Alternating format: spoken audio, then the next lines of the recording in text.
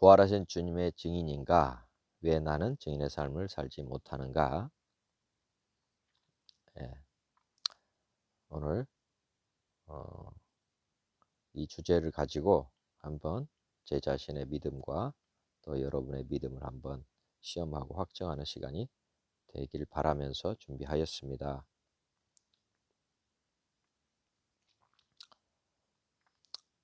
예수 그리스도께서 당신 안에 계신가요?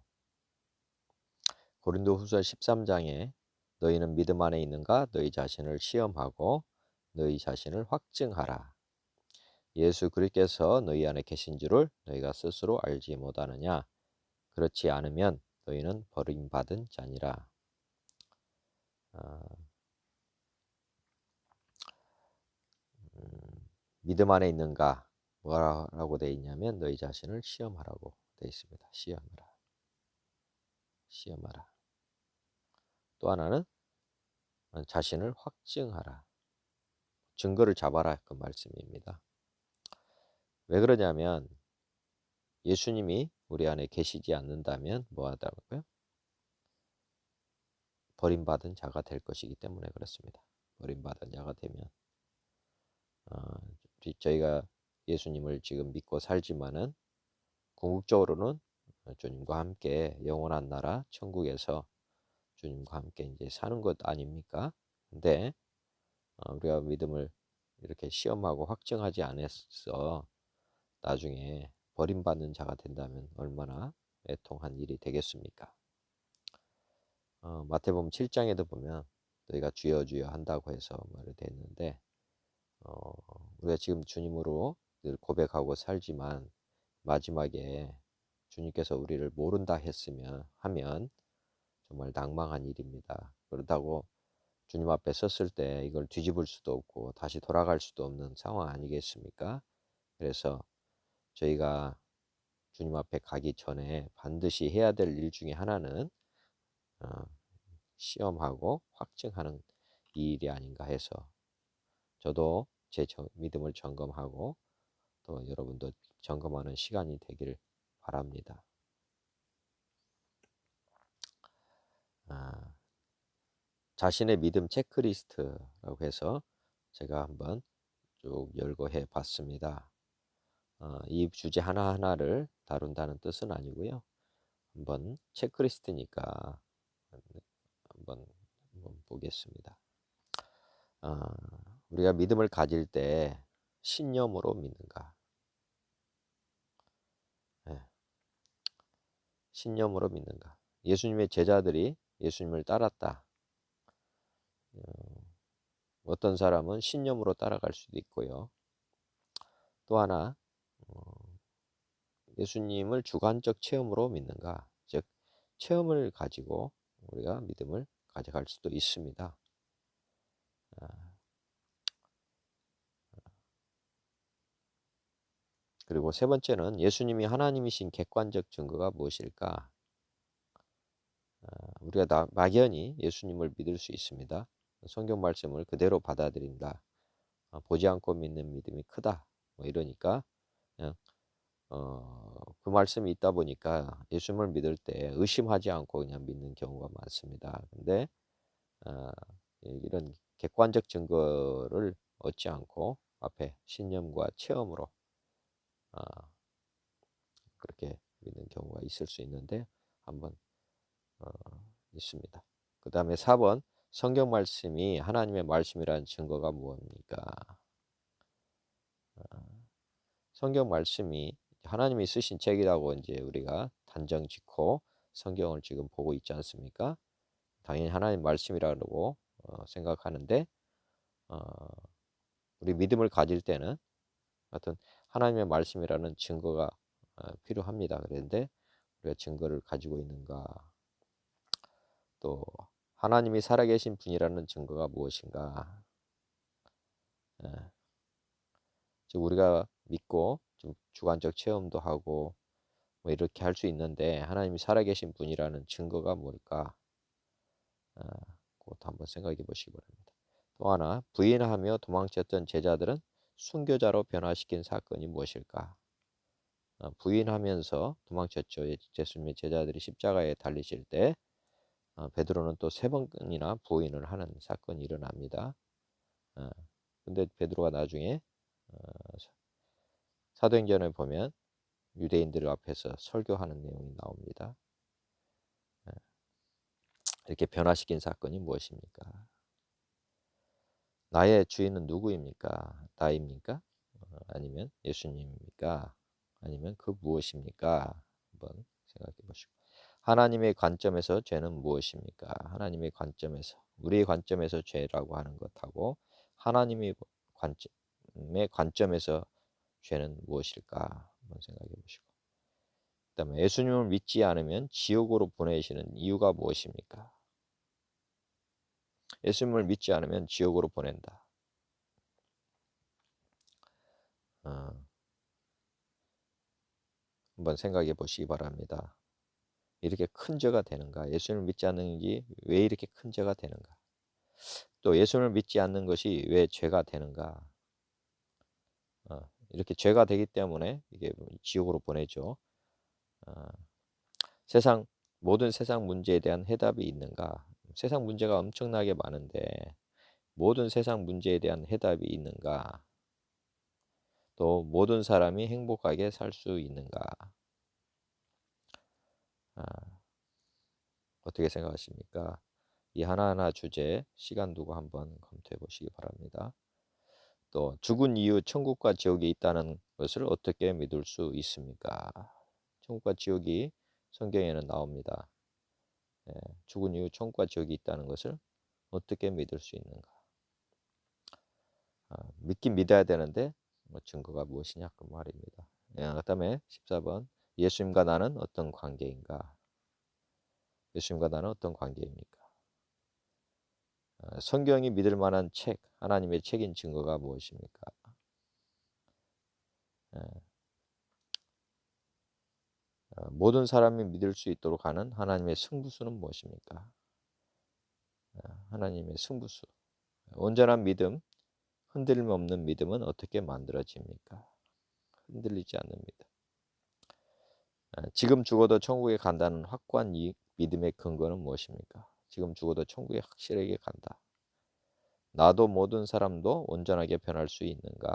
사람은 변하기 쉽습니까? 어렵습니까? 아, 근데 모든 사람이 변할 수 있냐? 온전하게. 그래서 온전하게. 한 사람 예수의 죽음이 모든 인류의 죄를 사해주는 근거가 무엇입니까? 또 부활이 없으면 왜 죄가 그대로 있는 이유가 무엇입니까? 2000년 전에 죽은 예수님이 왜 내가 죽인 예수님이 됩니까? 2000년 전에 예수님은 죽으셨습니다. 근데 아, 예수님을 지금 우리가 믿는다. 그 말은 우리 하나님 앞에 지금 죄인인 우리가 하나님 앞에 가기 위해서는 어, 제물이 필요합니다. 제물. 근데 이제 그 제물이 누구입니까? 예수님이죠. 예수님이 우리의 제물이 되시는데 그렇게 하기 위해서는 죄인은 양을 자기가 직접 죽여야 됩니다. 그래서 만약에 예수님을 우리가 제물로 드린다면 지금 현재 우리가 예수님을 그렇게 드리는 것입니다. 제물로. 그렇게 하기 위해서는 우리가 예수님을 죽인다. 그런 뜻입니다. 복음이 십자가와 부활의 복음이 되어야 하는 이유는 무엇입니까? 복음이 기쁜 소식인데 반드시 십자가와 부활의 복음이 되어야 하는 이유는 무엇입니까? 그다음에 모든 사람이 제자들과 같이 사명자가 되어야 합니까? 모든 사람이 제자들과 같이 사명자가 되어야 된다. 맞는 말입니까? 한번 생각해 보시기 바랍니다. 마지막까지 굳건한 믿음을 가지고 살 수 있는 방법은 무엇입니까? 하나님이 하늘과 땅의 권세로 세상을 통치함을 믿는 근거는 무엇입니까? 예수님이 여자의 후손으로 태어나야 했던 이유는 무엇입니까? 한 주제 한 주제가 시간이 많이 소요되는 것이라고 봅니다. 그래서 이 문제는 한번 체크리스트이기 때문에 한번 체크를 해보시면서 하나하나 주제에 대해서 기도하시면서 한번 성령 하나님께 도움을 간청해 보시길 바랍니다. 모든 사람이 믿는 증거 부활로 믿고 전해야 합니다. 왜 이런 주제를 여기다 적었는가 한번 생각해 보시기 바랍니다. 모든 사람이 믿을 수 있는 증거로 믿지 않으면 다른 복음을 가지고 믿고 전하게 되어 하나님의 온전한 뜻을 이루지 못함, 자기가 주인된 죄를 회개 못함. 모든 사람이 믿을 수 있는 증거로 믿지 않고 그러면 어, 모든 사람이 믿을 수 있는 증거 아닌 것을 전하게 될 것입니다. 그러면 어떤 사람에게는 이 복음이 의미가 없는 복음이 돼버릴 수 있다 그 말이죠. 그러면 하나님의 온전한 뜻은 무엇입니까? 세상 모든 사람들이 예수님을 믿고 하나님 나라, 즉 천국에서 하나님과 함께 사는 것이 하나님의 온전한 뜻입니다. 아, 저는 만인 구원론의를 제가 믿습니다. 왜? 모든 사람이 믿을 수 있는 증거, 부활을 우리에게 주셨다고 하는 뜻은 한 사람도 예외 없이 하나님은 다 구원하시기를 원하신다. 그렇게 저는 이 말씀을 근거로 믿게 되었기 때문입니다. 만약에 모든 사람이 믿을 수 있는 증거를 주지 않으셨다면 예정론에 아마 그쳤을 것입니다. 하나님이 예비한 사람들만 믿을 수 있는 거가 되겠죠. 그렇지만 어, 모든 사람이 믿을 수 있는 증거 부활을 우리에게 전해준 것은 모든 사람을 하나님은 구원하기 원하신다. 아, 그런 하나님의 마음이 이 부활로 확증이 되었기 때문입니다. 고린도전서 3장 10절에 내게 주신 하나님의 은혜를 따라 내가 지혜로운 건축자와 같이 터를 닦아둠에 다른 이가 그 위에 세우나 그러나 각각 어떻게 그 위에 세울지를 조심할지니라. 이 닦아둔 것 외에 능히 다른 터를 닦아둘 자가 없으니 이 터는 곧 예수 그리스도라. 만일 누구든지 금이나 은이나 보석이나 나무나 돌이나 짐승 집으로 이 터 위에 세우면 각 사람의 공적이 나타날 터인데 그날이 공적을 밝히리니 이는 불로 나타내고 그 불이 각 사람의 공적이 어떠한 것을 시험할 것임이라. 만일 누구든지 그 위에 세운 공적이 그대로 있으면 상을 받고 누구든지 그 공적이 불타면 해를 받으리니 그러나 자신은 구원을 받되 불 가운데서 받은 것 같으리라. 사도행전 17장 30절 31절 알지 못하던 시대에는 하나님이 간과하셨거니와 이제는 어디든지 사람에게 다 명하사 회개하라 하셨으니 이는 정하신 사람으로 하여금 천하를 공의로 심판할 날을 작정하시고 이에 그를 죽은 자 가운데서 다시 살리신 것으로 모든 사람에게 믿을 만한 증거를 주셨음이니라 하니라. 지금 중요한 것은 무엇입니까? 저희가 이제 복음을 전하고 제자를 양육하고 했는데 공적이라는 것이 이제 그 우리가 전한 복음을 통해서 우리 자신 믿음도 세워지는 것이고 또 제자들이라고 할 수 있는 그런 사람들을 성도라고 할 수 있는 그런 분들 다 믿음을 세워주는 역할을 우리가 해야 하는 것입니다. 그런데 중요한 것은 우리 자신이 주님 앞에 섰을 때 정말 흔들림 없이 마지막까지 믿음을 가지고 가는 것도 중요하고 다른 사람도 믿음을 그렇게 가지도록 돕는 것이 중요한 것입니다. 그런데 공적이라고 하는 것이 있어야 상을 받는 것이죠. 어, 공적 우리가 보면 어떤 누군가를 표창하기 위해서는 그 사람의 공적을 어, 지금 있어야 표창을 주는 것입니다. 마찬가지로 하나님께서도 우리에게 상을 주실 것이고 또 믿음을 보시고 구원도 해주시는데 공적이라고 하는 것이 있지 않게 된다면 나중에 뭐가 됩니까? 해를 받게 된다는 거죠. 이게 굉장히 중요한 것이죠. 우리가 믿음을 가지고 끝까지 가야 되고 또 심판이라고 하는 것이 우리가 대기하고 있기 때문에 어, 나중에 이것이 우리가 쌓아놓은 모든 공적들이 다 물같이 사라져 버린다면 이것 같이 괴로운 것이 없을 것입니다. 그래서 우리가 제대로 서고 있는지, 우리가 제대로 가고 있는지를 한번 점검할 필요가 있습니다. 태초부터 예정하신 하나님의 구원 계획은 무엇입니까? 한번 볼게요. 하나님 나라에 죄를 사할 수 있는 성막의 원형이 있었고, 모세는 그 성막의 원형을 보고 이 땅에 성전을 지었습니다. 아, 우리가 이 땅에 구약에 보면 성전이 나오는데, 이 성전에 이게 뭐라는 것입니까? 원형이 있었다는 거죠. 원형. 모세는 이 원형을 보고 이 땅에 성전을 지었습니다. 즉 우리가 이 성전의 설계도가 원래 있다 그 말입니다. 두 번째는 보면 하나님은 태초부터 죄인을 구원할 방법으로 이 땅의 성전에서 드리는 제사, 양의 피로 죄를 일시적으로 사했습니다. 예수님을 통해 죄인을 구원할 영원한 제사, 주님의 피 흘림과 부활하시는 방법으로 근원적인 죄를 회개하게 하심, 주대심, 이런 영원한 제사를 통해서 죄를 영원히 멸하는 길을 계획하셨습니다. 왜냐하면 이런 일을 계획했다는 것이 무엇입니까? 원형이 있었다는 거니까. 원형에서도 사실 이 일을 하겠다고 하신 거죠. 어, 모형에서 이렇게 방법을 했고, 그러면 이 원형은 어떤 방법을 하겠다는 것인지가 바로 이게 본래의 계획입니다. 하나님은 태초부터 이 방법을 갖고 계셨다. 하나님의 구원 방법, 즉 복음은 바로 십자가의 죽으심과 부활하심으로 우리 죄를 사하시고 우리의 주가 되어 주신 것입니다. 즉 부활하신 주님을 주인으로 믿는 것은 하나님이 태초부터 가지고 계셨던 사람의 구원 방법이다 하는 것이죠. 이브리서 8장 5절에 그들이 섬기는 것은 하늘에 있는 것의 모형과 그림자라. 모세가 장막을 지으려 할 때에 지시하심을 얻음과 같으니 이르시되 삼가 모든 것을 산에서 내게 보이던 본을 따라 지으라 하셨느니라.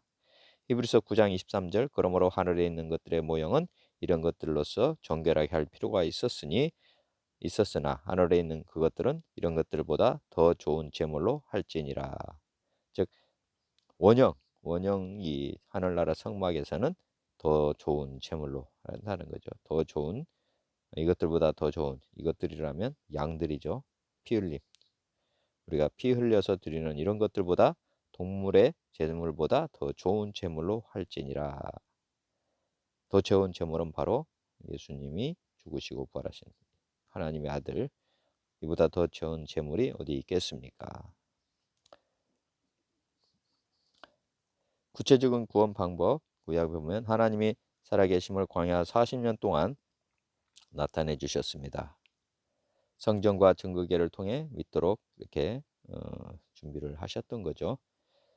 속죄는 죄인이 흠없는 양에게 안수하고 잡아서 죽인 양의 피를 흘리게 하여 속죄하게 하고, 아세셀 양은 죄인이 양에게 안수한 후 광야로 보내어 죄에서 멀어지게 하는 것을 예표로 즉 부활을 나타내셨습니다.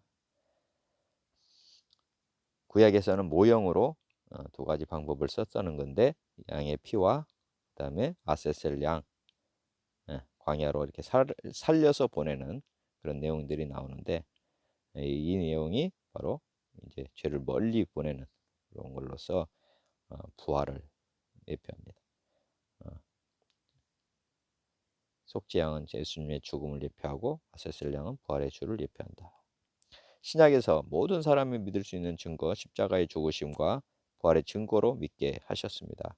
속죄는 나의 죄를 위해 죽으신 예수님의 보혈로 받게 되고, 거듭남은 회개하고 복음을 믿는 자, 부활의 주님을 나의 주인으로 영접하는 자에게 주어지는 영원한 구원을 이루게 하십니다. 즉 십자가의 죽음은 죄사함이고, 그 다음에 부활, 주되심이 죄를 영원히 멀게 하신다, 그런 뜻입니다. 예수님 부활 사건이 사실인가? 어, 우리가 확증하기 위해서는 증거를 잡아야 됩니다. 증거 세 가지를 한번 보시면, 첫째는 예수님 자신의 주장, 진술, 즉 어, 본인이 어떻게 부활에 대해서 진술하느냐. 그다음에 두 번째는 부활 사건의 목격자, 부활을 목격한 사람들의 진술, 또 이 목격자들이 세운 제자들의 진술. 지금 우리가 믿는 사람들이 다 목격자입니다. 목격자들. 믿게 된 사람들은 또 목격자에 들어가는 것이죠. 그다음에 세 번째는 어 부활 사실 확인입니다. 증거 문서 등을 보고 성경이나 그 외의 것들을 가지고 이거를 증거를 잡는 것입니다. 왜 증거라고 하는 것이 어 어디에 많이 쓰입니까? 증거라고 하는 것들이 재판이죠. 소송이 붙으면 뭐 싸움입니까? 다 증거 가지고 싸움을 가지게 돼 있습니다. 그러면 원고가 있고 피고가 있고 재판관이 있습니다. 그 원고를 대신하는 사람들이 이제 검사라고 하고 피고 피고를 대신해서 이제 그 대신해서 일을 하는 사람들이 이제 검사죠. 검사들이 어 피고에 대해서 수사를 하는 것이고,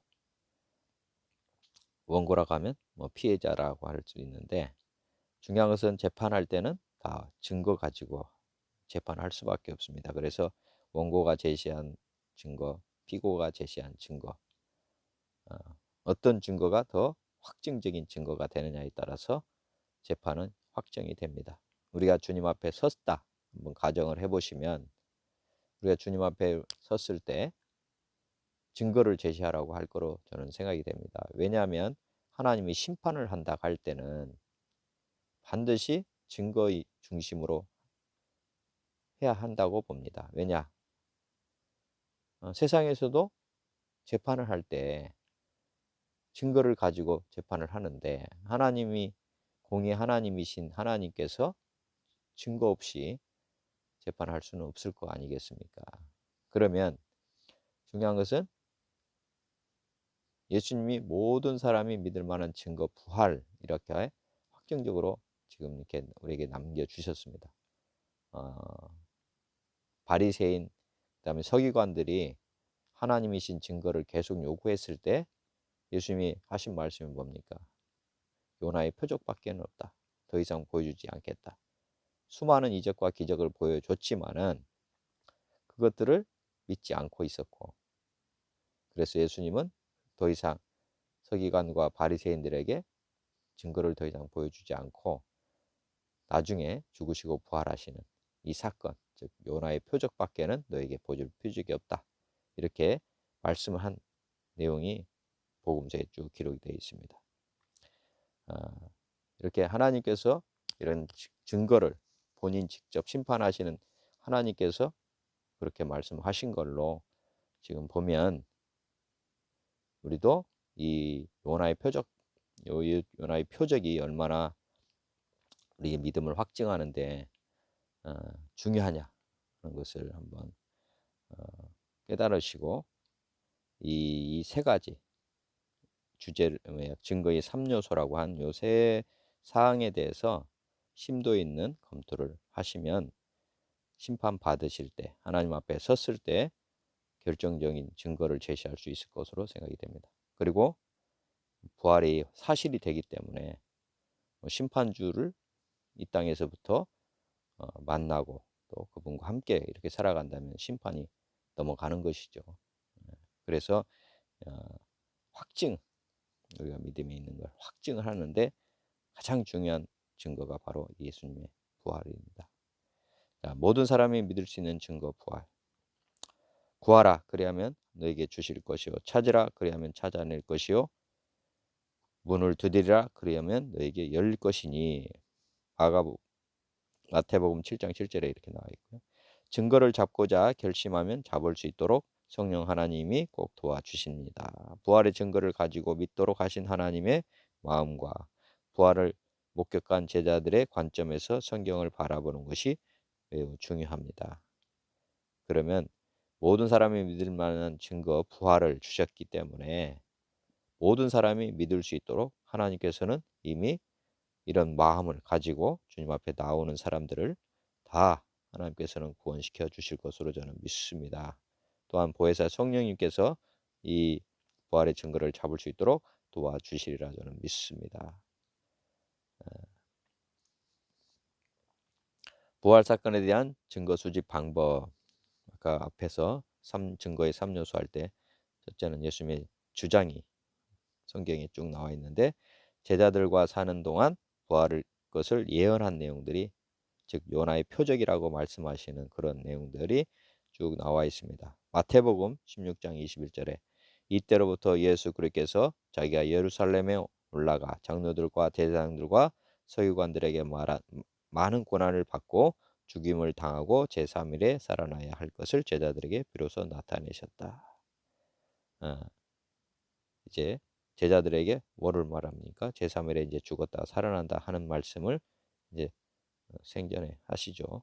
그다음에 마가복음 8장 31절에 인자가 많은 고난을 받고 장로들과 대장들과 서기관들에게 버림받아 죽임을 당하고 사흘 만에 살아나야 할 것을 비로소 그들에게 말한다. 즉 예수님이 십자가에 달리실 때 넘어간 이유가 뭡니까? 대장과 서기관들이 좀 죽임 넘겨져서 죽임을 당하게 하는 거죠. 그 내용이 복음서에 기록되어 있고, 누가복음에 인자가 많은 고난을 받고 장로들과 제사장과 서기관들에게 버림받아 죽임을 당하고 제3일에 살아난다. 누가도 이 말씀을 정했고, 요한도 예수께서 대답하여 이르시되 너희가 이 성전을 헐라 사흘 동안에 일으키리라. 유대인들이 이르되 이 성전은 40년 동안의 지었건을 내가 3일 동안에 일으키겠느냐 하더라. 그러나 예수는 성전된 자기 육체를 가리켜 말씀하신 것이라. 요한도 성경에 요 말씀을 기록해 놓았습니다. 즉 요한, 누가, 마가, 마태 다 예수님이 어, 제자들과 함께 있을 동안에 부활을 예언한 어, 주장한 내용이 있습니다. 그다음에 부활하신 후 이제 예수님이 부활하셔서 제자들을 만나 주는 내용들이 나오죠. 마태복음 28장에는 제자들에게 예수께서 나와 말씀하여 이르시되 하늘과 땅의 모든 권세를 내게 주셨다. 그러므로 너희는 가서 모든 족수 민족을 제자로 삼아 아버지와 아들과 성령의 이름으로 세례를 베풀고 내가 너에게 분부한 모든 것을 가르쳐 지키게 하라. 볼지어다 내가 세상 끝날까지 너희와 항상 함께 있으리라 하시니라. 예. 예수님이 부활한 증거가 없다면 이런 말씀이 과연 적힐 수 있었을까 한번 생각해 보시기 바랍니다. 부활하신 후에 예수님 직접 제자들에게 말씀하셨다. 예수께서 이렇게 말씀하셨다. 예. 하늘과 땅의 모든 권세를 내게 주셨다. 이런 말씀을 어, 부활하시지 않았다면 예수님께서 갑자기 이런 말씀을 하실 수도 없고요. 어, 모든 민족을 제자로 이렇게, 이게 모든 민족이라고 돼 있지 않습니까?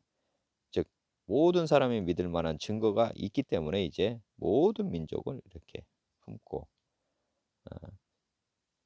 그다음에 세상 끝날까지 항상 어떻게 같이 있는가, 영원히 살아야 된다고 하는 것. 세상에 영원히 살지 않는 분이 이런 말을 할 수는 없습니다. 그다음에 마가복음 16장에도 열한 제자가 음식 먹을 때 예수께서 그들에게 나타나사 그들의 믿음 없는 것과 마음이 완악한 것을 꾸짖으셨다. 믿음 없는 것을 꾸짖으신 내용들이 나옵니다. 또 이르시되 너희는 온 천하에 다니며 만민, 여기도 만민에게 복음을 전파해라. 믿고 세례를 받는 사람은 구원을 얻을 것이고 믿지 않는 사람은 정죄를 받으리라.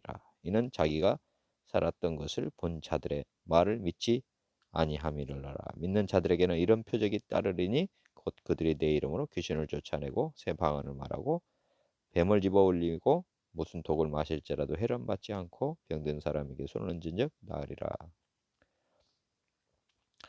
아, 우리 주님께서 지금 제자들과 이렇게 유대인 땅에서만 쭉 사시다가 어, 지금 갑자기 만민, 온 천하 뭐 이렇게 지금 예수님께서 이렇게 말씀하신 근거가 무엇일까요?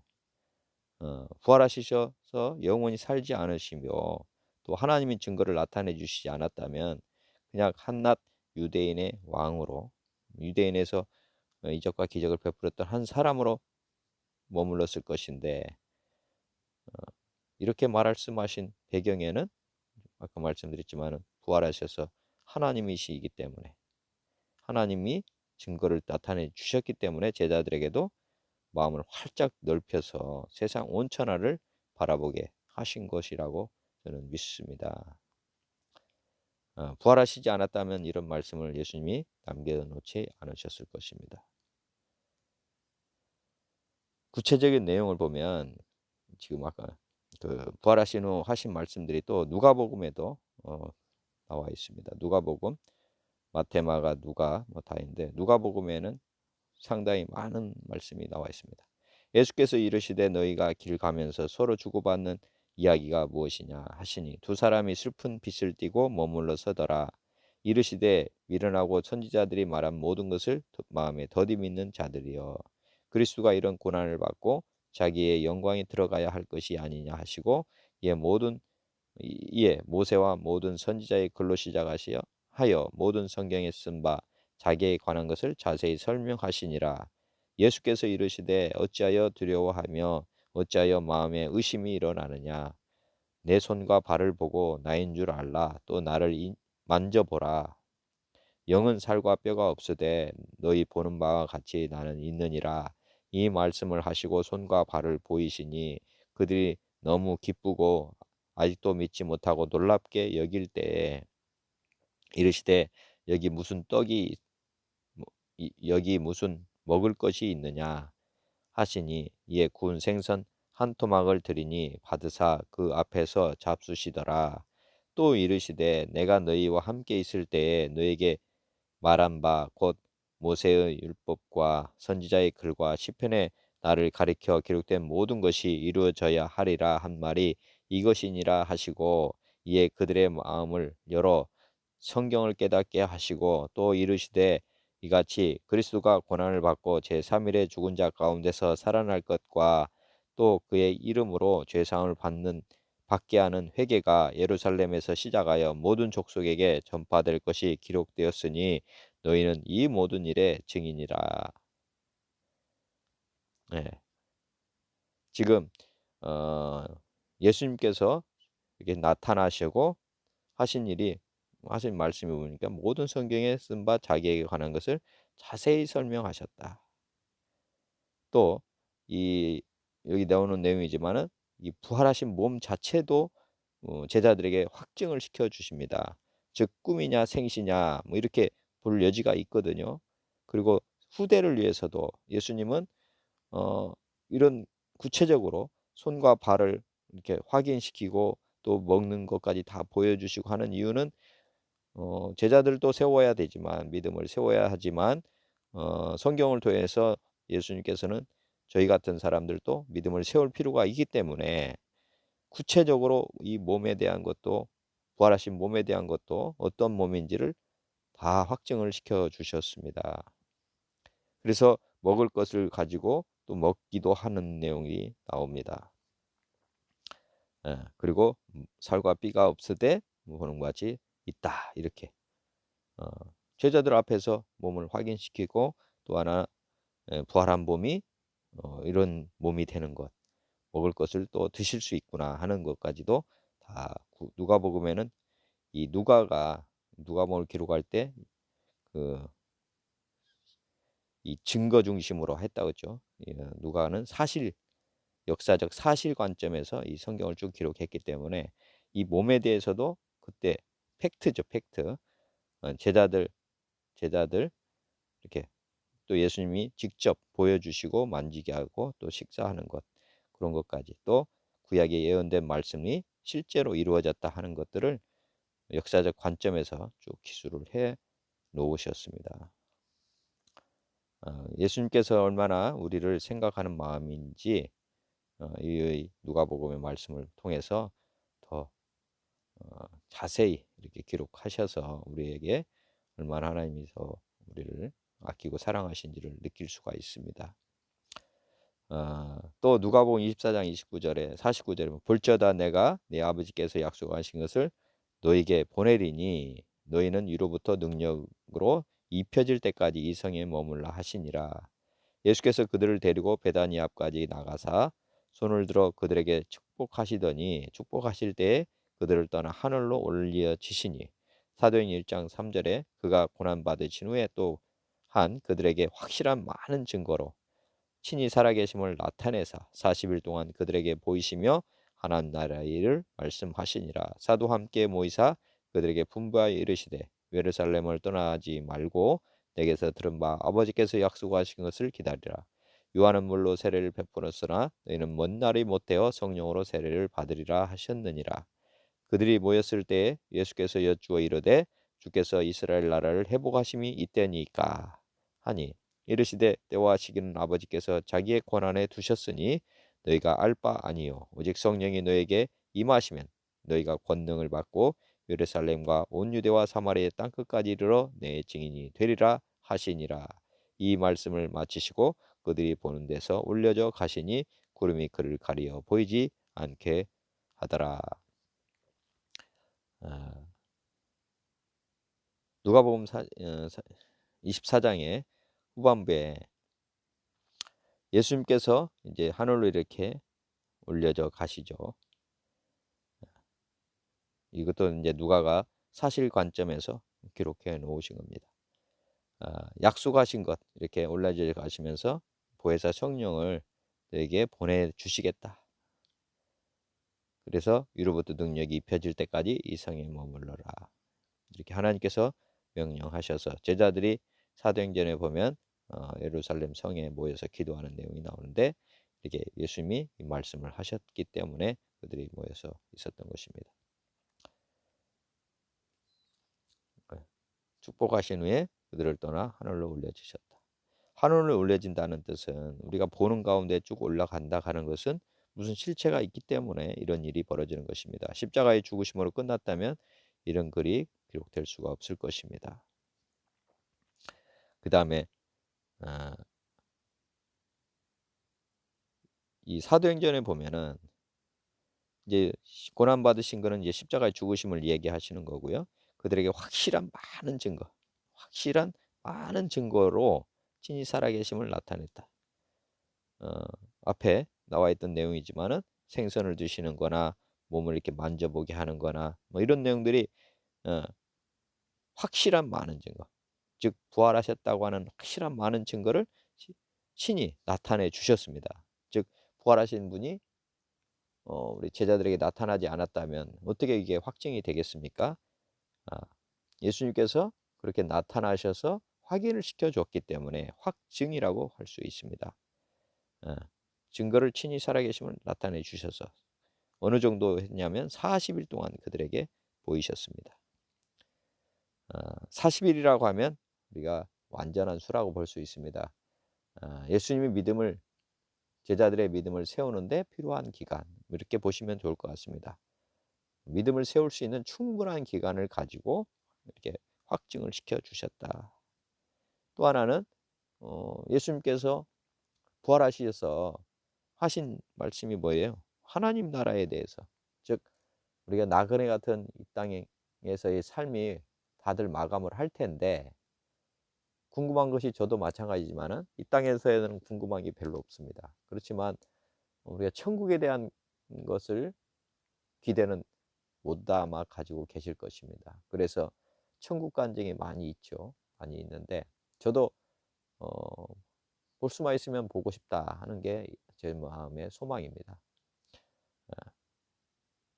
제자들도 얼마나 궁금했겠습니까? 사실 예수님이 부활 승천해서 올라가시는 그곳, 그 실체에 대한 궁금증은 아마 있었을 것이고 성경에 이 하나님 나라에 대해서 하나님이 왜 기록 안 해주시는지 모르지만은 여하튼 제자들에게는 이 하나님 나라에 대해서 충분히 말씀하셨다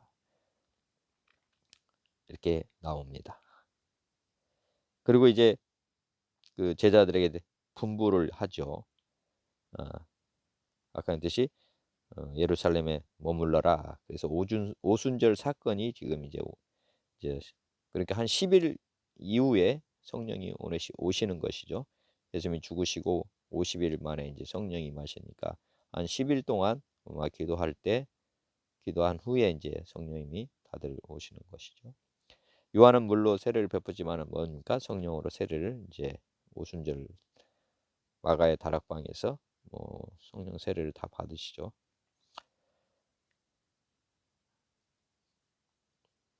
그 다음에 이 성령 세례를 받은 사람들이 해야 할 일이 뭐입니까? 예, 증인이죠, 증인. 어, 우리 힘만으로는 한계가 있기 때문에 보혜사 성령님이 우리에게 오셔서 우리와 함께 예수님의 부활하심을 확증적으로 전하게 하는 증인의 삶을 살게 하시는 것. 어, 아까 말씀드렸지만은 예수님의 제자들이 예수님의 부활을 목격하고 예수님이 하나님이라고 하는 고백은 나옵니다. 그런데 보혜사 성령님을 보내주시는 이유가 무엇인가? 다른 이유가 아닙니다. 아, 증인이 되게 하는 것, 그 다음에 새로 거듭나게 우리가 하나님 나라의 백성으로 살아가는 것, 그리고 부활하신 주님이 우리의 주인으로 우리 안에 들어오셔야 되기 때문에 반드시 성령님은 받아야 되는 것입니다. 안 받아도 되는 것이 아닙니다. 반드시 이 성령님을 통해서 우리가 새롭게 거듭나야 되고, 또 부활하신 주님이 우리의 주인으로 임하셔야만, 하나님이 함께 하셔야만 우리가 이 땅에서부터 천국의 삶을 누리게 되는 것입니다. 그래서 주님이 가시는 것이 좋다 한 것도 같은 맥락의 말씀입니다. 부활하신 말씀 요한복음에도 기록되어 있습니다. 요한복음 20장 15절에 보면 예수께서 이르시되 여자여 어찌하여 울며 누구를 찾느냐 하시니 마리아는 그가 동산직인 줄 알고 이르되 주여 당신이 옮겼거든 어디 두었는가 내게 이르소서 그리하면 내가 가져가리이다. 예수께서 마리아야 하시거늘 마리아가 돌이켜 히브리 말로 라보니 하니 이는 선생님이란 말이라. 예수께서 이르시되 나를 붙들지 말라. 내가 아직 아버지께로 올라가지 아니하였노라. 너는 내 형제들에게 가서 이르되 내가 내 아버지 곧 너희 아버지 내 하나님 곧 너희 하나님께로 올라간다 하라 하시니 이날 곧 안식 후 첫날 저녁 때에 제자들이 유대인들을 두려워하여 모인 곳에 문을 닫았더니 예수께서 오사 가운데 서서 이르시되 너에게 평강이 있을지어다. 이 말씀을 하시고 손과 옆구리를 보이시니 제자들이 주를 보고 기뻐하더라. 예수께서 또 이르시되 너에게 평강이 있을지어다. 아버지께서 나를 보내신 것 같이 나도 너희를 보내노라. 이 말씀을 하시고 그들을 향하사 숨을 내쉬며 이르시되 성령을 받으라. 너희가 누구의 죄든지 사하면 사해질 것이요 누구의 죄든지 그대로 두면 그대로 있으리라 하시니라. 요한이 이제 목격한 내용입니다. 다른 복음 선교와 다른 내용들이 있다면 어, 이제 예수께서 이르시되 어, 이제 하나님이 이제 예수님의 아버지라고 나왔는데 여기서는 전환점이 일어납니다. 내 아버지를 너희 아버지라고, 내 하나님을 너희 하나님으로 깨로 이렇게 우리에게도 이제 하나님이 되신다. 아버지 하나님이 되신다 하는 내용을 지금 우리에게 말씀을 하시고, 두 번째는 예수님의 이제 몸이 어떤 몸이냐 하는 것을 알 수 있는 내용들이 나옵니다. 문을 닫았는데 예수께서 가운데 서셨다. 이 내용이 지금 가운데 서서 문을 이렇게 들어와서 문을 닫았다는 게 문을 닫고 예수님이 들어왔다. 그러니까 우리가 보면 어, 벽을 뚫고 들어왔다 하는 말씀으로 지금 이렇게 기록을 하고 있습니다. 즉 신비한 몸이다. 그다음에 또 하나는 여기도 나와 있지만은 손과 옆구리를 보이셨다. 즉 제자들이 이제 만져보고 확인하는 내용들이 여기에 또 기록이 되어 있습니다. 즉 벽을 뚫고 들어왔기 때문에 반드시 또 하나 해야 될 일이 뭡니까? 제자들이 손과 옆구리를 보이셔서 이것이 좀 어, 영체인 것으로 오해하지 않도록 하기 위해서 이 말씀들이 기록된 것으로 보입니다. 그 다음에 또 하나는 아버지께서 나를 보내신 것 같이 나도 이제 나를 대신한 예수님을 대신해서 보낸다. 예. 그리고 이제 약간 성령을 받게 하고, 그다음에 이제 주님이 하셨던 그 일을 똑같이 우리에게 할 수 있도록 예, 명령하시는 것입니다. 그 일을 우리에게 당부하시고 가셨죠. 그 요한복음 20장에 이제 또 나오지만은 여드를 지나서 제자들이 다시 집 안에 있을 때 도마도 함께 있고 문을 닫혔는데 예수께서 오사 가운데 서서 이르시되 너에게 평강이 있을지어다 하시고 도마에게 이르시되 내 손가락을 이리 내밀어 내 손을 보고 내 손을 내밀어 내 옆구리에 넣어 보라. 그리하여 믿음 없는 자가 되지 말고 믿는 자가 되라. 도마가 대답하여 이르되 나의 주님이시오 나의 하나님이시니이다.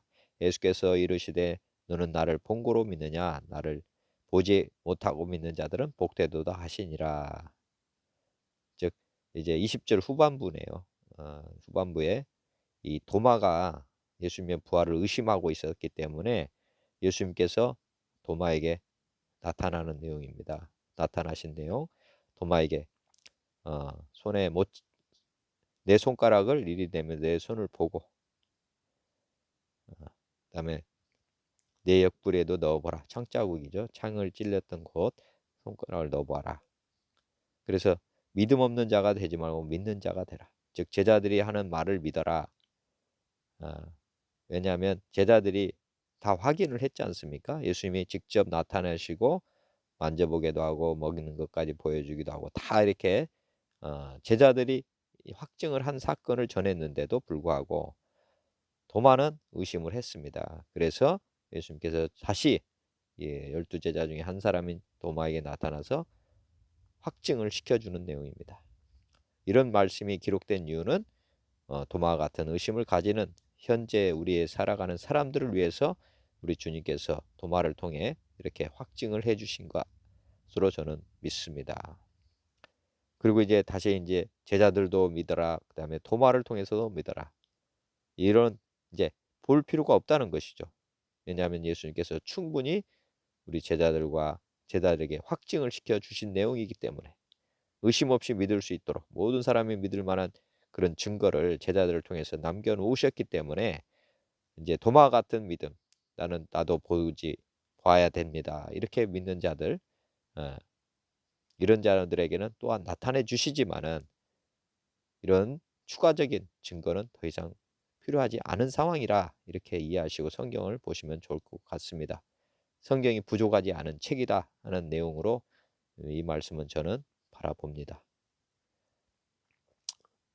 그다음에 요한복음 21장 마지막 장에는 예수께서 이르시되 얘들아 너에게 고기가 있느냐 대답하되 없나이다. 이르시되 그물을 배 오른편에 던지라 그리하면 잡으리라 하시니 이에 던지니 물고기가 많아 그물을 들을 수 없더라. 예수께서 이르시되 지금 잡은 생선을 좀 가져오라 하시니 예수께서 이르시되 와서 조반을 먹으라 하시니 제자들이 주님이신 줄 아는 고로 당신이 누구냐 감히 묻는 자가 없더라. 예수께서 가셔서 떡을 가져다가 그들에게 주시고 생선도 그와 같이 하시니라.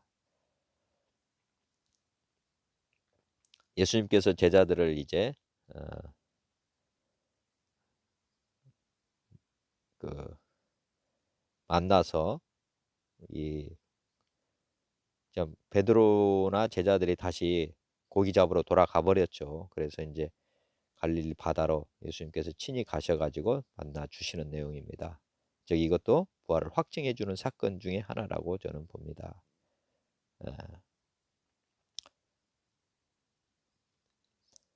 요한복음 21장에 그들이 주반 먹은 후에 예수께서 시몬 베드로에게 이르시되 요한의 아들 시몬아 내가 이 사람들보다 나를 더 사랑하느냐 하시니 이르시되 주님 그러하나이다. 내가 주님을 사랑하는 줄 주께서 아시나이다. 이르시되 내 어린 양을 먹이라 하시고 또 두 번째 이르시되 요한의 아들 시몬아 내가 나를 사랑하느냐 하시니 이르되 주님 그러하나이다. 내가 주님을 사랑하는 줄 주님께서 아시나이다. 이르시되 내 양을 치라 하시고 세 번째 이르시되 요한의 아들 시몬아 내가 나를 사랑하느냐 하시니 주께서 세 번째 내가 나를 사랑하느냐 하심으로 베드로가 근심하여 이르되 주님 모든 것을 아시오매 내가 주님을 사랑하는 줄을 주님께서 아시나이다. 주님께서 이르시되 내 양을 먹이라. 내가 진실로 진실로 내게 이르노니 내가 젊어서는 스스로 띠띠고 원하는 곳으로 다녔거니와 늙어서는 내 팔을 벌리리니 남이 내게 띠띠우고 원하지 아니하는 곳으로 데려가리라. 이 말씀을 하심은 베드로가 이러한 죽음으로 하나님께 영광을 돌릴 것을 가리키심이라.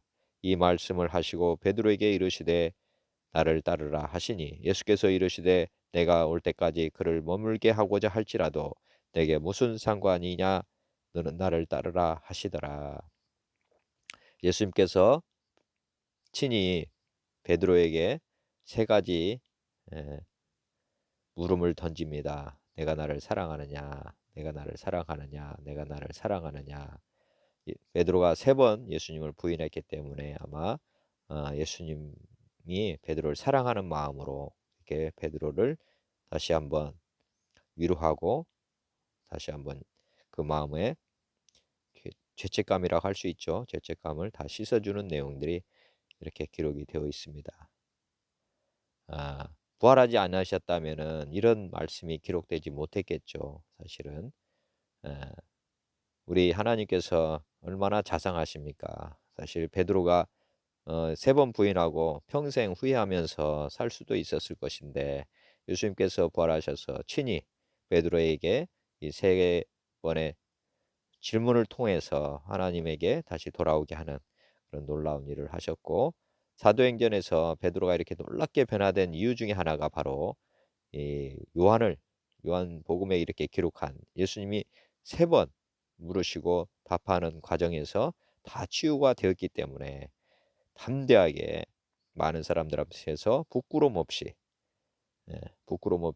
복음을 증거하고 마지막 사명을 다해서 나중에 십자가에 죽으시는 것까지 이르게 된 것으로 봅니다. 하나님 얼마나 우리를 사랑하신지를 이 베드로에게 하신 말씀을 통해서 우리도 힘을 얻고 위로를 받습니다. 우리도 하나님을 사랑할 수밖에 없는 그런 이유가 여기에 다 기록이 된 것 같습니다. 그리고 제자들에게 명령하신 거 이렇게 양을 쳐라, 양을 먹이라, 양을 치라. 여기 보면 어린 양을 그다음에 어, 양을 먹이는 것, 이제 돌보는 것, 그다음에 다시 뭡니까? 어, 나중에 보면 큰 양을 치는 것, 어, 어린 양, 그다음에 돌보고 큰 양, 성인된 양, 이렇게 제자 양을 체계적으로 하라는 내용을 이렇게 당부하신 내용입니다. 두 번째로 이제 보아야 될 부분이 이 목격자들이죠. 목격자들이 이제 부활의 목격자들이 있습니다. 성경을 한번 쭉 보시면 마태복음에 예수 구약의 성경의 예언대로 오신 예수님을 쭉 마태는 이제 성경대로 오신 예수님이라고 하는 내용으로 마태가 기록을 해놨고, 마가도 예수님은 하나님의 아들이다 해가지고 전능자의 아들로 쭉 진술해서 마가복음을 이제 진술을 해놓고 있습니다. 누가복음은 과 사도행전에서는 역사적 증거, 사실을 확인했다는 진술, 즉 역사적 관점에서 누가가 지금 기록하고 있고요. 요한복음은 예수님은 누구시냐 하는 관점에서 예수님에 대한 우리가 예수님을 믿어야 되는데 누구신지를 정확하게 알 수 있도록 이제 요한이 부활하신 후에서 하나님을 믿게 되었다. 예수님을 하나님으로 믿게 되었다. 그리고 예수님이 누구신지를 이제 깨닫고 기록을 해 주신 것입니다. 또 서신서에 보면 바울이 예수님으로부터 직접 계시를 받았던 내용, 부활하신 후에 사도 바울에게도 친히 나타내서 보여주셨다 하는 내용이 나옵니다. 베드로 전후서 또 직접 보고 확인한 전도 내용이 나오고, 예수님이 형제 야고보 유다의 진술, 형제이던 예수 그리스도를 종이라고 자신의 들을 종이라고 고백하는 내용들, 도마의 진술, 만져보지 않고는 못 믿겠다 말하는 내용, 굴복하는 내용들이 또 도마 성경에 이렇게 아까 기록이 되어 있습니다. 요한복음에. 또 엠마로 가던 글로바의 진술, 엠마로 내려가던 그 두 제자가 있었죠. 근데 예수님 직접 만나시고 성경 말씀을 듣고 이들이 다시 예수님을 깨닫고 다시 예루살렘으로 돌아가서 제자들과 함께 에, 나누는 내용들이 나옵니다. 그다음에 예수님을 찾아간 여인들에게 제자에게 전한 내용이 또 기록되어 있고, 스데반 집사의 죽음과 말씀, 하늘 보좌 우편에 서신 예수, 승천하신 예수를 바라본 것, 유다를 대신할 마띠아를 뽑는 이유, 뭐를 정할 자, 뭐 이런 내용들이 이제 목격자들이 쭉 나오고 진술 뭐 이런 내용들이 나옵니다. 그런 내용 한번 확인해 보시면 좋을 것 같고요. 또 세 번째는 이제 정황 증거들이라 해서 앞에는 둘은 직접 증거들이고 어떻게 보면 이제 목격자들을 통해서 이렇게 듣는 거고요. 세 번째는 정황 증거라고 해서 유추해 보는 것입니다. 주변 증거들을 통해서 베드로와 제자들의 변화, 순교, 이제 변화나 이 결과가 어떻게 해서 나왔을까 하는 것을 이제 정황 증거들이 있을 것으로 이제 그것들을 잡으시면 됩니다. 바울의 변화 순교, 예수님의 형제들 변화, 유대인들의 회개, 그다음에 이웃 국가 로마 국교를 개종하는 거, 뭐 성경책 이해의 기록물들, 연대기가 비포 AD로 이렇게 나누어지는 어, 이유, 빈무덤과 부활절 기념일 제정, 제자들이 전한 복음의 내용들, 이방인들의 회개와 변화, 어떻게 해서 이렇게 변화가 일어나냐. 안식일이 아닌 월요일, 현재 일요일에 모이기 시작하는 이유, 뭐 생소한 단어가 성경에 나오기 시작하는데 부활, 승천, 증인들 뭐 이런 내용들이 어떻게 해서 이렇게 기록이 되는가. 또 부활의 증인들이 살아있다는 성경의 기록물들이 있습니다. 어, 우리가 보면 그다음에 부활이 없다고 하는 자들이 나오기 시작했다. 뭐 이런 기록들이 성경에 이렇게 쭉 기록이 되는데 이게 무슨 뜻에서 이렇게 기록이 됐을까? 부활이 없다면 이런 논쟁거리가 하나도 없겠죠.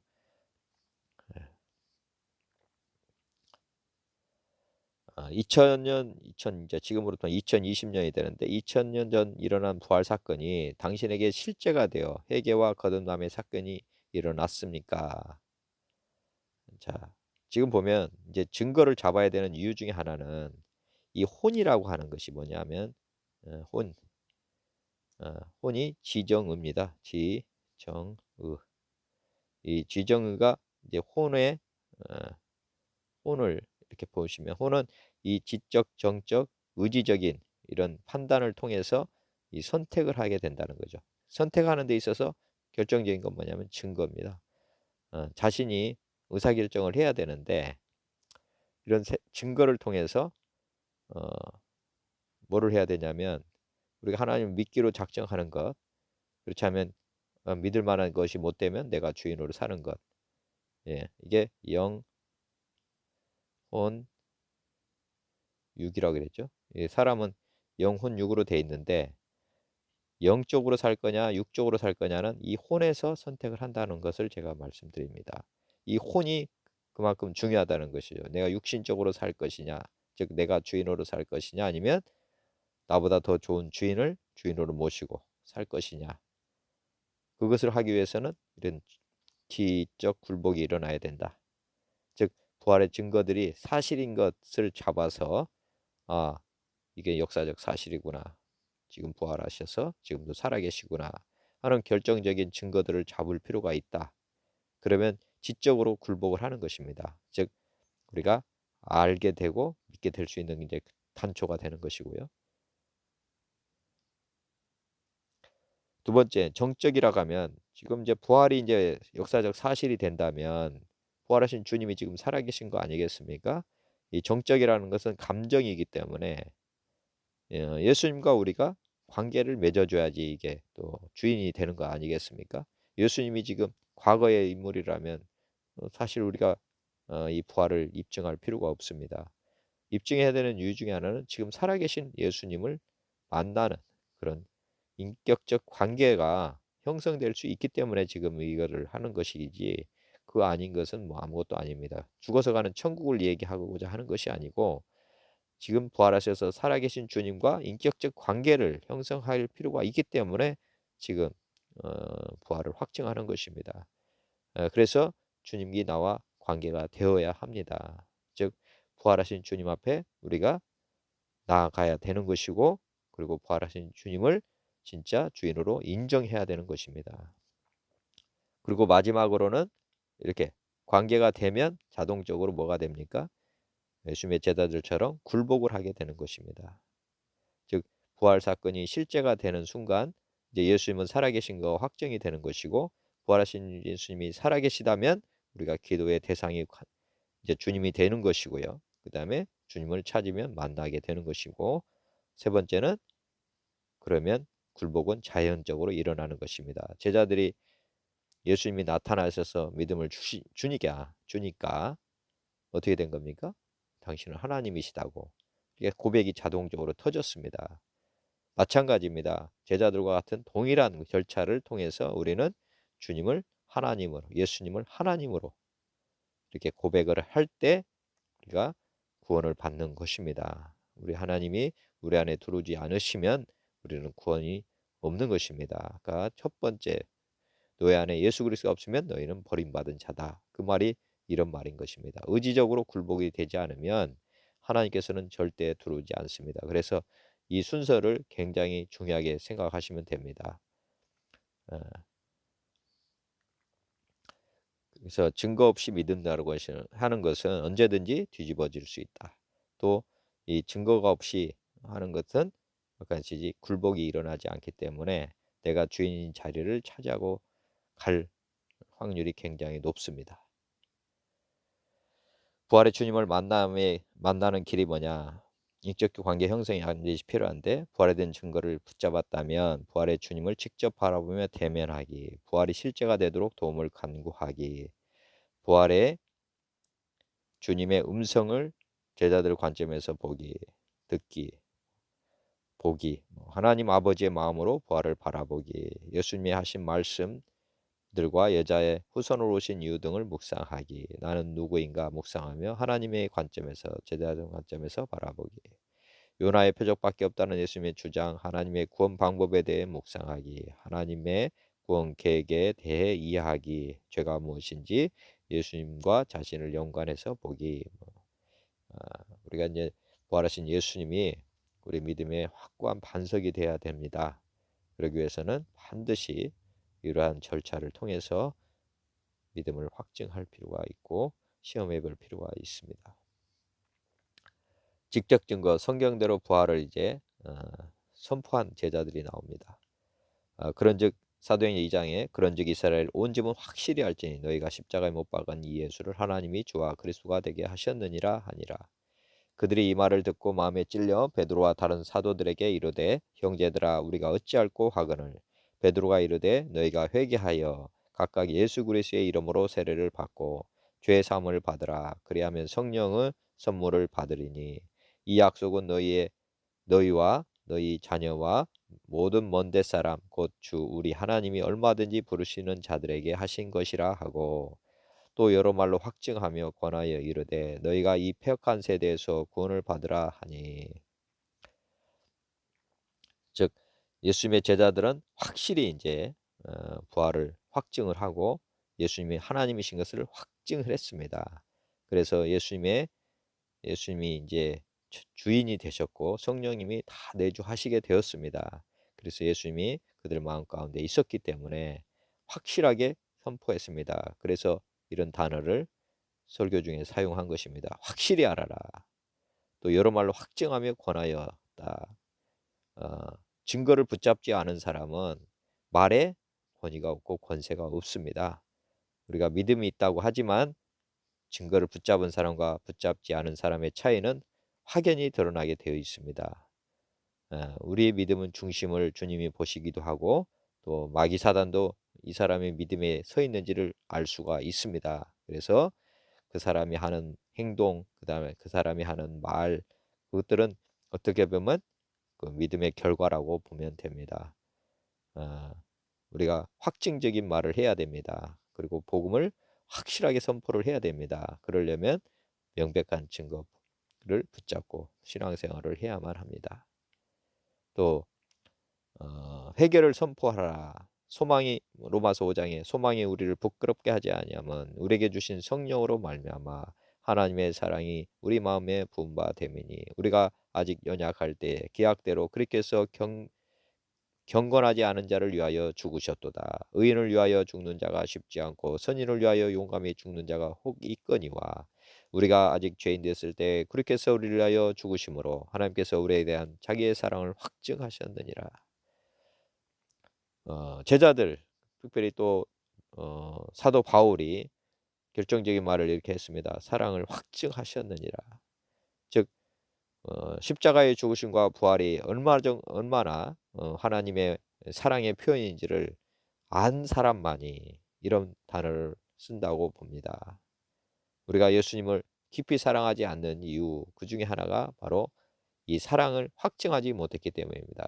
우리가 예수님이 하나님을 이 땅에 보내셨던 이유, 왜 이렇게 보내실 수밖에 없는지, 우리를 사랑하시기 때문에 이 일이 이루어진 것입니다. 예, 자기 독생자를 우리를 위해서 죽일 그런 하나님이십니다. 베드로에게 3번 물었던 하나님, 우리를 얼마나 사랑한지를 다시 한번 나타내 주셨기 때문에 우리가 사랑을 확증하는 것이 중요합니다. 이 사랑을 받은 자만이 회개를 선포할 수 있습니다. 회개는 하나님의 사랑을 깨달은 자가 회개하는 것입니다. 그 사람이 또 다른 사람을 회개시킬 수가 있는 것입니다. 간절함, 절박함, 뭐 이런 것들이, 왜냐하면 하나님의 사랑을 깨달은 사람만이 간절함과 절박함이 있습니다. 믿지 않는 사람들에 대한 그런 사랑, 베드로에게 양을 치라, 양을 먹여라, 양을 돌보라. 얼마나 이 양에 대한 안타까움이 묻어납니까? 믿지 않는 사람들을 향한 간절함이, 하나님의 사랑이 지금 그 베드로에게 하신 말씀 안에 있고, 또 로마서 5장을 통해서 사도 바울이 또 우리에게 이렇게 그 사랑을 우리에게 선포하라고 합니다. 구원은 전적으로 하나님의 은혜임을 선포합니다. 로마서 15장에 믿음이 강한 우리는 마땅히 믿음이 약한 자의 약점을 담당하고 자기 일을 기쁘게 하지 아니할 것이라. 우리 각 사람이 이웃을 기쁘게 하되 선을 이루고 덕을 세우도록 할지니라. 그리스도께서도 자기 일을 기쁘게 하지 아니하셨나니 기록된 바 주를 비방하는 자들의 비방이 내게 미쳤나이다 함과 같으니라. 무엇이든지 전에 기록된 바는 우리의 교훈을 위하여 기록된 것이니 우리로 하여금 인내로 또는 성경의 위로로 소망을 가지게 함이니라. 이제 인내와 위로의 하나님이 너희로 그리스도 예수를 본받아 서로 뜻이 같게 하여 주사. 구원은 전적으로 하나님의 은혜입니다. 어, 지금 보면 믿음이 강한 우리는 믿음이 약한 자의 약점을 담당하고 자기를 기쁘게 하지 아니한다. 즉 믿음이 강하다고 하는 것은 예수님이 그런 믿음을 주셨다고 하는 것을 말씀하시는 것입니다. 왜? 하나님이 많은 강한 믿음이 강하게 해주셨냐? 믿음이 약한 사람을 담당하게 하려고 하는 것입니다. 자랑하게 하는 것이 아니라는 것이죠. 그래서 강한 그 제자들이 예수님이 나타나셔가지고 확증을 해주셨지 않습니까? 그래서 제자들보다 더 큰 믿음을 가진 사람들이 사실 이 땅에는 거의 없을 것입니다. 왜냐? 그렇게 큰 믿음을 주셨다는 것입니다. 큰 믿음을. 즉 하나님께서 크게 확증시켜 주셨기 때문에 저희들보다는 더 굳건한 믿음을 갖게 된 것입니다. 그런데 중요한 것은 지금 우리에게도 그런 믿음을 주시는 분이 하나님이시다고 하는 것이고, 그러니까 믿음의 증거를 우리도 제자들 관점에서 바라볼 때 제자들이 가졌던 믿음을 우리도 갖게 된다고 하는 것을 우리 주님께서는 말씀하고 계신다고 저는 믿습니다. 제자들과 같은 믿음을 우리에게도 주고 싶은 마음이 하나님이십니다. 그래서 믿을 만한 증거를 남겨주실 거고, 그 믿음의 증거를 가지고 우리가 확실하게 흔들림 없는 믿음을 가질 수 있게 되어 있습니다. 가지지 못했다면 우리 하나님이 주신 증거들을 붙잡지 않기 때문이지 우리 하나님의 문제라기 보기는 어렵습니다.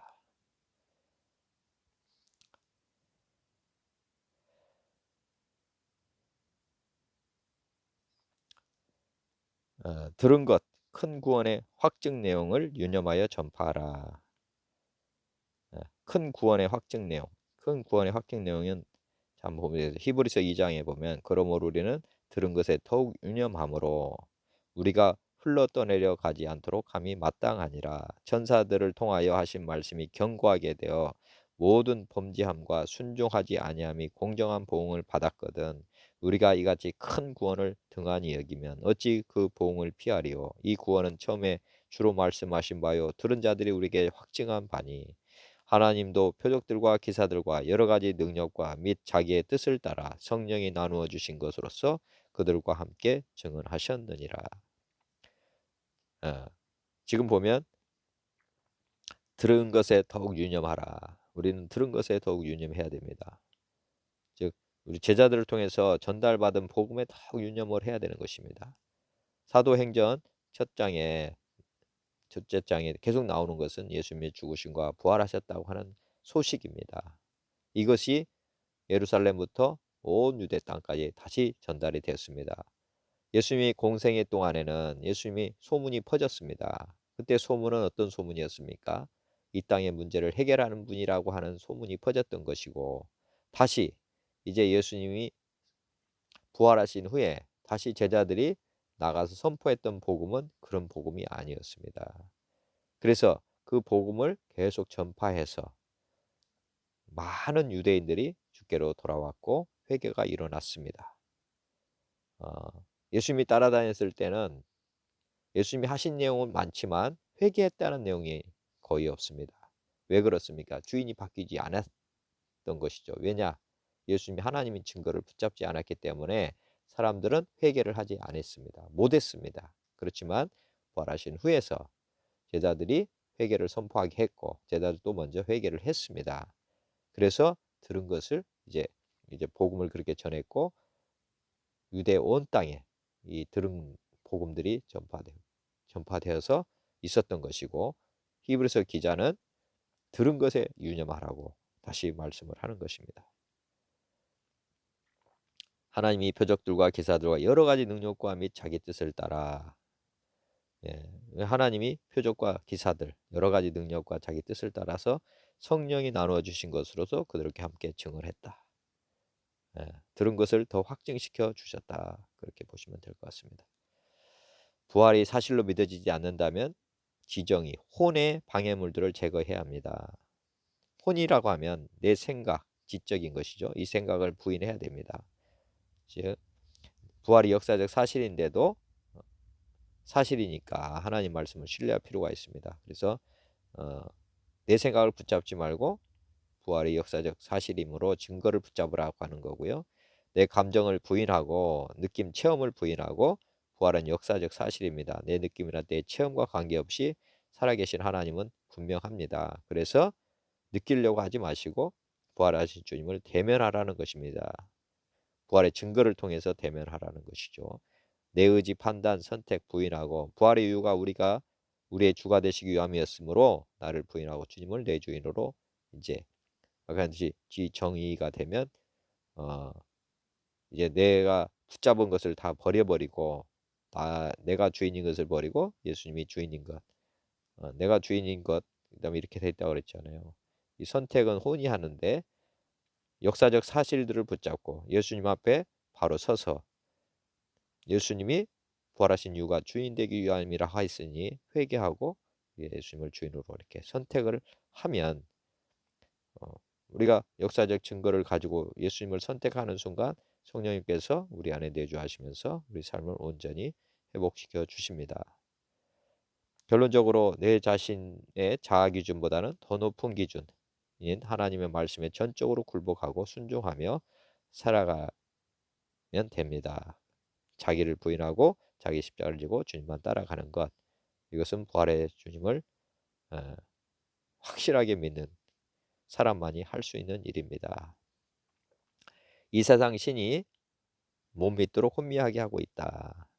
고린도서 4장 1절 그러므로 우리가 이 직분을 받아 긍휼하심을 입은 대로 낙심하지 아니하고 이에 숨은 부끄러움의 일을 버리고 속임으로 행하지 아니하며 하나님의 말씀을 혼잡하게 하지 아니하고 오직 진리를 나타내므로 하나님 앞에서 각 사람의 양심에 대하여 스스로 추천하노라. 만일 복음이 가리었으면 망하는 자들에게 가려진 것이라.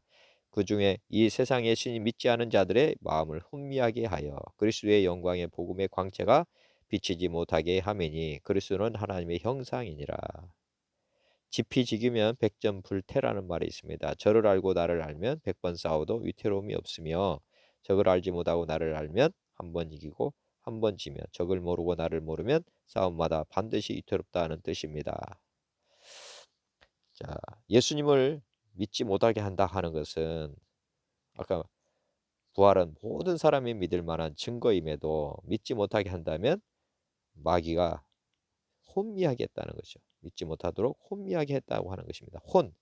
혼에 미혹이 일어났다 그런 것입니다. 그래서 앞에 나와 있던 대로 생각이 하나님의 생각을 붙잡아야 되는데 자기 생각, 그 낮은 수준의 생각이죠.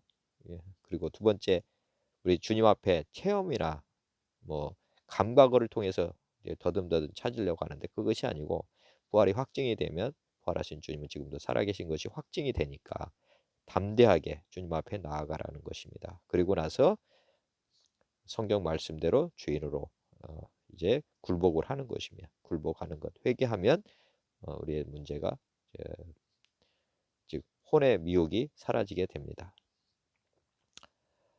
부활 이전과 이후 제자들이 바라본 예수님에 대한 시각 관점의 변화를 한번 보면, 어, 예수님이 누구냐 했을 때 부활 이전에는 사람의 아들, 선지자 선생이었습니다. 부활 이후에는 하나님의 아들, 창조주, 전능자라고 이 사람들이 고백을 하죠. 그 다음에 예수님 부활 이전에는 기적과 이적을 많이 했지만은 그것들이 다 뭐였습니까? 세상 문제, 인생 문제였습니다. 이스라엘 문제, 마귀 율법의 저주 같은 이런 문제였는데, 이제 근원적인 죄의 문제를 지금 이제 어, 알게 되고요. 인류 이 사망 문제를 해결하게 됩니다. 그다음에 사망 권세, 마귀로부터 해방한다는, 우리가 이제 부활 이후에 예수님이 하신 일들이 달라집니다. 또 언제냐? 2020년 전에 출생해서 30년간 활동한 걸로 부활 이전은 딱 멈춰버립니다. 그렇지만 이분이 부활하심으로 살아계시게 되기 때문에 이제 시작과 끝이 되는 것입니다. 시작과 영생, 영원히 살아계신 분으로 이제 저희까지도 지금도 바라보는 것이죠. 33년 산 게 아니고 영원히 사신 분이라고 하는 것. 그 다음에 어디에서냐? 어, 예수님이라는 분이 부활 이전에는 세상에 속한 자, 그 다음에 이스라엘 출신이었습니다. 부활 이후에는 하나님의 아들이 확증이 되고 하나님 나라에 속한 자, 세상 천국 지옥 주관을 하고 하늘과 땅에 영존하시는 분입니다. 그 다음에 어떻게 부활 이전에는 남자의 후손으로 보였습니다. 여자의 후손이라는 것을 확증할 수가 없었죠. 요셉의 아들로 됐었기 때문에. 그 다음에 출생, 죽음 뭐 이런 걸로 끝이지만 부활 이후에는 여자의 후손인 것이 성령으로 잉태된 것이 확정이 됐고, 그래서 성경에 성령으로 잉태된 내용이 누가복음에 또 기록되어 있고, 출생과 죽음, 부활, 승천, 재림, 이런 이제 예수님이라는 분이 이런 형태의 삶을 우리에게 어, 보여주시게 된 것입니다. 그 다음에 부활 이전에는 인생 삶의 도움을 해결하는, 문제 해결하는 사람들이었지만 우리가 예수님을 왜 믿어야 됩니까? 죄 문제 근본적으로 해결하고 마귀 종에서 해방하기 때문에 예수님을 믿는 것입니다.